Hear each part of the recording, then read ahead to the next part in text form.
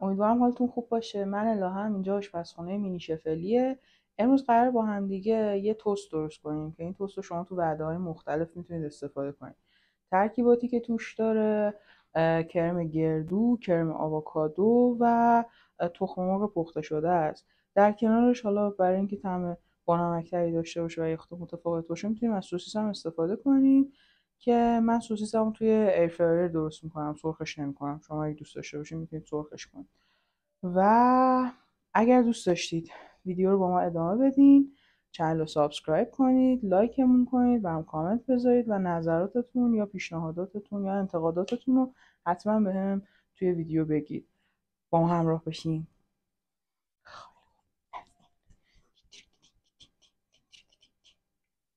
خیلی خوب، اول از همه میخوام برم سراغ درست کردن کرم آووکادو.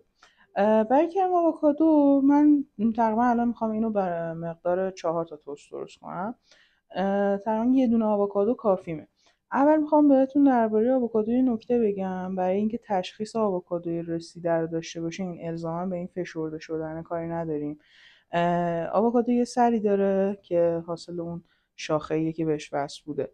این اگر به راحتی کنده بشه، همونجوری که میبینید الان این خیلی سخت داره جدا میشه، یه مقدار هنوز نرسیده است. ولی آووکادویی که الان من این طرف دارم اینو قبلا تستش کردم، این سریش به راحتی باز میشه و یکی از نشونه های آووکادوی رسیده است. خیلی خوب، میریم ما هم دیگه درستش کنیم. اینو یک کات خوشگل بهش میزنیم، چرخونیم و این سیاهی های آووکادو چیز نرمالیه، نرسیده یا خراب نیست و هستمونو در میاریم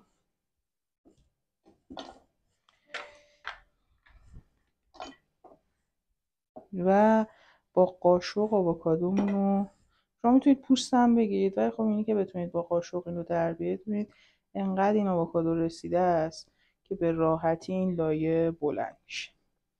خب من آووکادومو با یه مقدار آب لیمو و نمک پوره کردم. شما میتونید این کار رو تو خونه دستی انجام بدید. من دستگاه بلندری من انجامش دادم و به یه همچین بافتی رسیدم. این برای تقریبا 4 تا توست، در واقع هر توست یک قاشق کافیه و به ما این خروجی میده. اینو میذاریم کنار. برای اینکه کرم گردومون رو درست کنیم من از پنیر لبنه آنا دارم استفاده میکنم که یه طعم خامه‌ای کرمی و خوبی داره.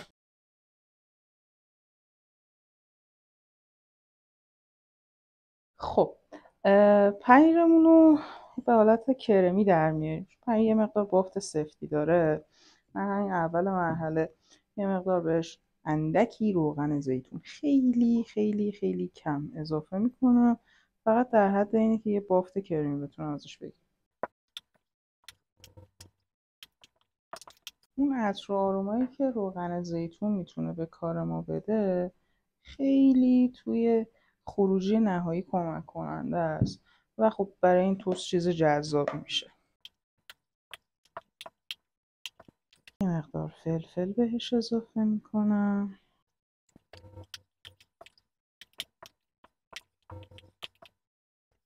و بعد از اون گردو رو باید بهش اضافه کنیم که گردو رو توی تابه رستش میکنیم، بعد بهش اضافه میکنیم.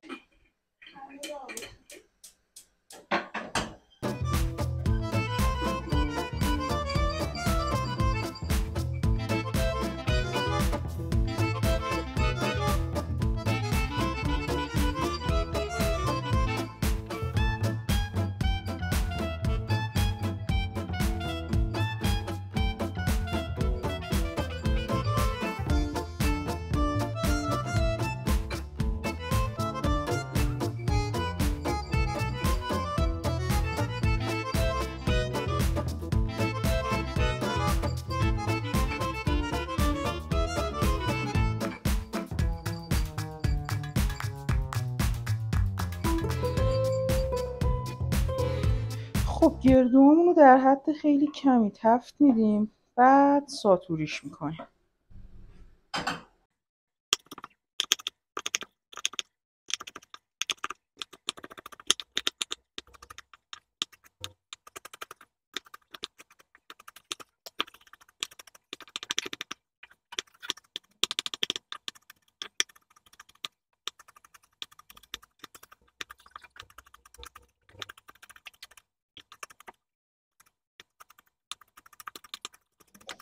به همین حد که رسید به پنیرمون اضافهش میکنیم و یه مقدار خیلی کمی مجدداً بهش روغن زیتون میزنیم.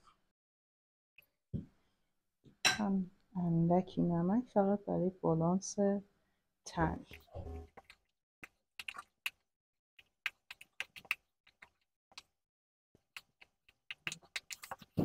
این هم از این کرم گردوی ما هم آماده است و دیگه میخوایم بریم سراغ سرخ کردن سوسیسامون توی ایرفرایر و بعدم آماده کردن تخم مرغ و توست نهایی.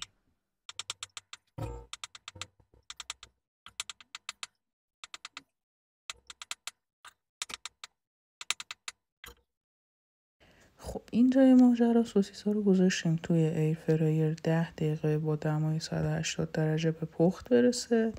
بعدم دیگه تخم مرغا رو انداختیم توی تابه و با روغن زیتون گذاشتیم که سرخ بشه. دقیقاً به ازای هر توست یه دونه تخم مرغ من در نظر گرفتم و باهاش یه ترکیب ساده درست میکنیم. فقط نمک، اگه دوست داشتید فلفل هم میتونید بهش بزنید و همش میزنیم که کامل بپزه.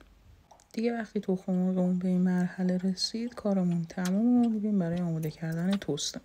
خب حالا دیگه نونمو از توستر در آوردم. یه طرف نونم رو کرم آووکادو میزنم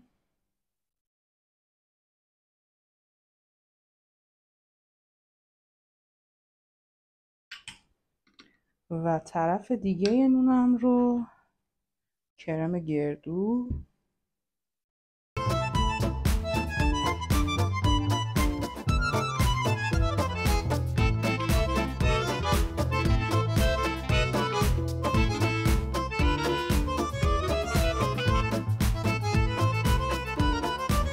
و روی کرم گردو تخم مرغم رو به ازای یک پرس پر میکنم